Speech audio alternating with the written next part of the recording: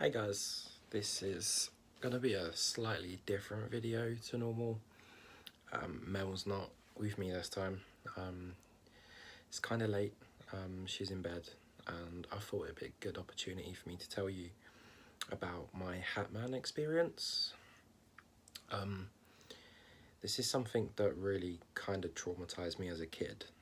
I had to go through like therapy or counselling, whichever you want to call it. I mean, it really affected me. I was afraid of the dark for like, I must have been in my about 15. It was ridiculous. Which is weird because like now I go on like paranormal investigations all the time, and like I love the dark. I love challenging whatever it was that scared me that night. I love to just think, wow, okay, I might confront this again, and I'm ready this time. It's weird. Yeah, it kind of really got to me, but I'm going to share this story with you guys in the hope that someone out there has had a similar experience. I know I've read a few stories because I never knew what it was. That's what got me into the paranormal. I never knew what happened, what it was. I started researching it as I got older, and I found that a few other people actually had a similar experience, and they label it as the Hatman. So this is not just me telling you guys my story, but also reaching out to see if there's anyone that's been through the similar sort of experience that I went through. Okay, so it started off when I was 7 years old. It was about 7 or 8. I lived in Wickford, which is a little town in Essex in England. I can't remember the name of the street because I was quite young. But I shared a bedroom with my older brother. We had bunk beds, as young boys do, or did back then. He was at my nan's for like a sleepover, because we used to take turns to like stay at my nan's because we used to love like spending time with her. She recently passed away, so obviously that was pretty tough. But he used to have the top bunk, being the older brother. So I had the bottom bunk because I wasn't really trusted climbing up the ladder without falling off. And one night he stayed at my nan's, like I say, and I was more than up for climbing the ladder and taking the top bunk, as any young boy would. I was like so excited. I was just like really looking forward to it. I was like, yes, my brother's not here tonight, so I'm gonna take the top bunk. And that's what happened. So everything was normal.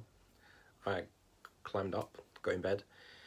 I fell asleep, and I had this dream that I was running on like a dock where like boats come in and park, and there was something chasing me, but I couldn't look behind me because I was too scared.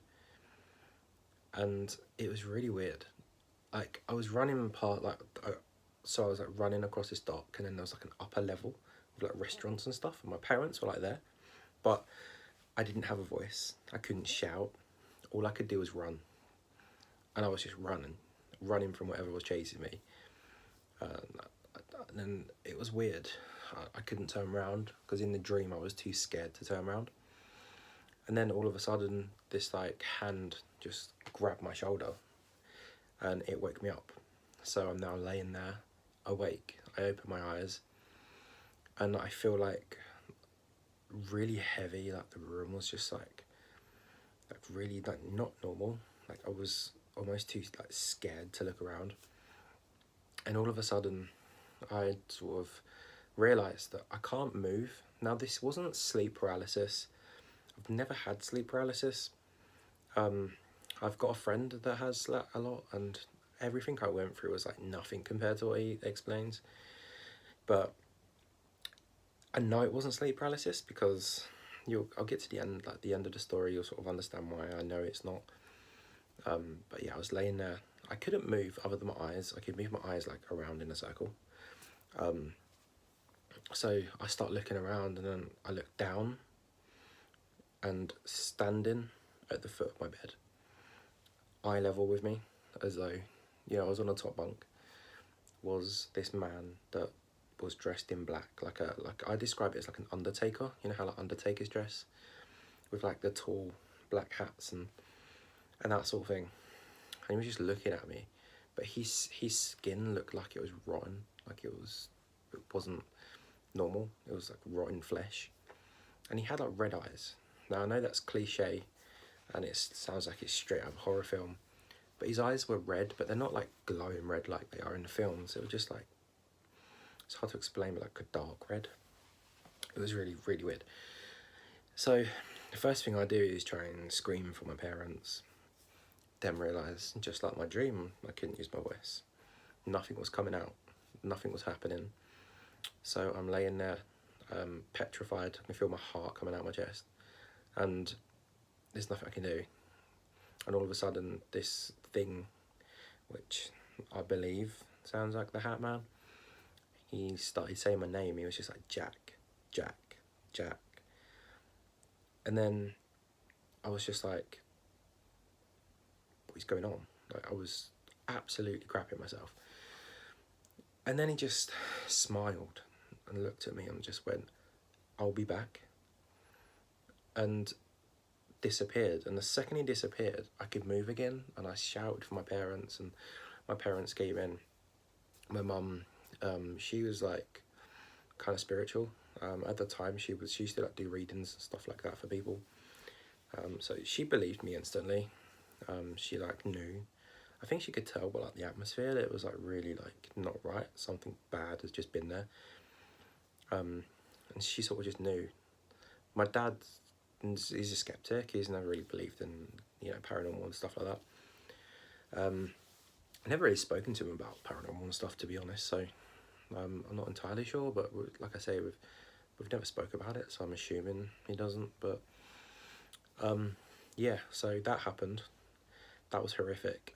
That was really bad. And then the very next day, I was just like, I couldn't sleep. Like I couldn't.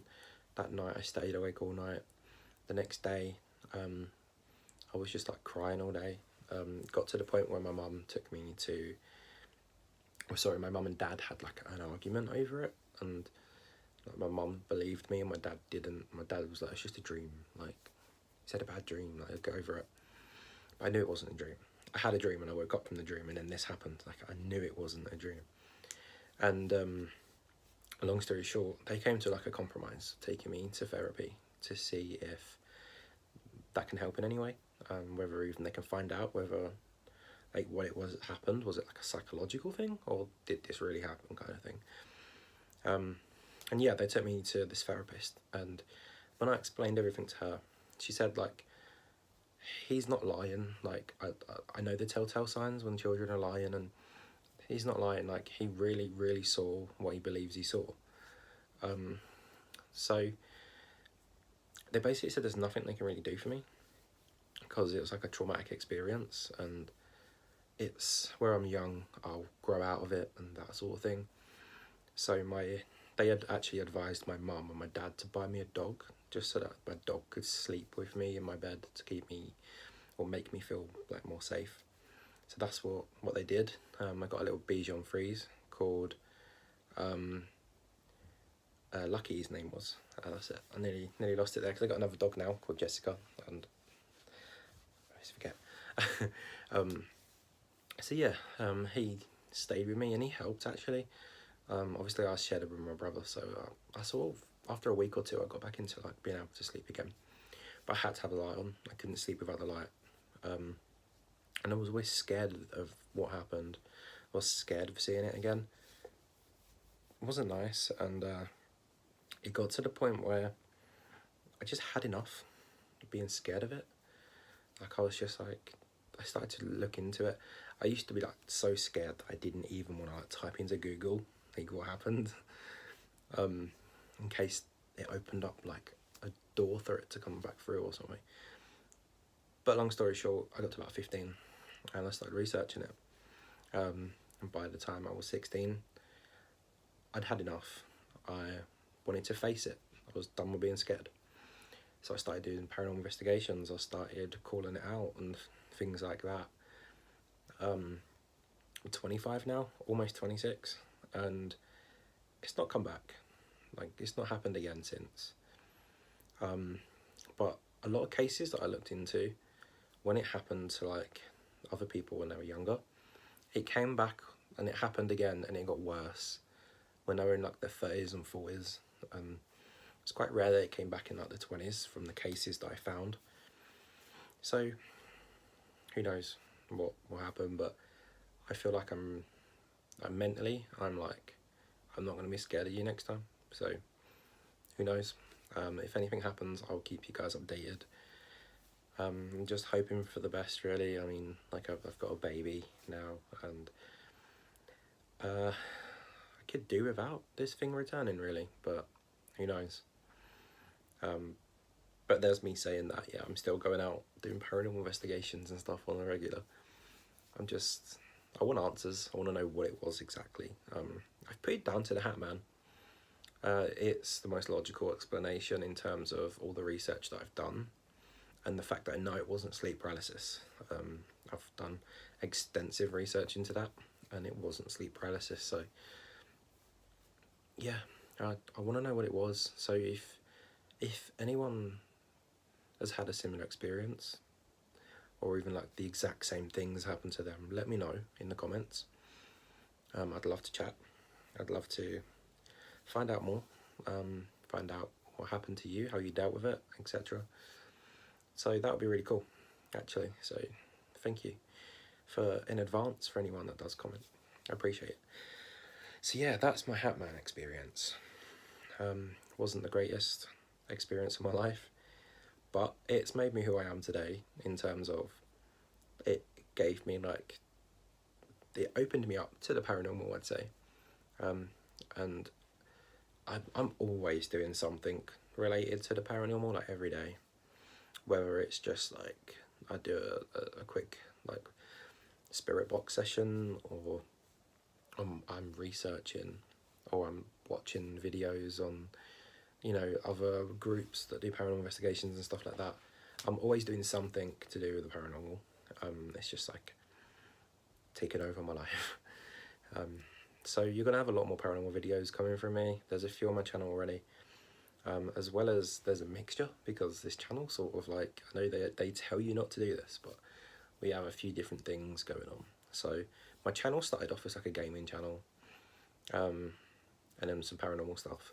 And obviously since I've had the baby, we've done a few like baby videos for certain audiences out there that are into that kind of thing. Videos that we wish that we had found before we had our baby. So that's the reason behind them. We wanted to help others out. And also vape. I've got a few vape videos that I've done. So yeah, what I'm going to do is I'm going to add the playlist of my paranormal videos to the end of this video, so you guys can check them out. Subscribe, give me a like, follow me on Twitter. A link to my Twitter will be below. And yeah, thanks for watching, guys, and I'll see you in the next one.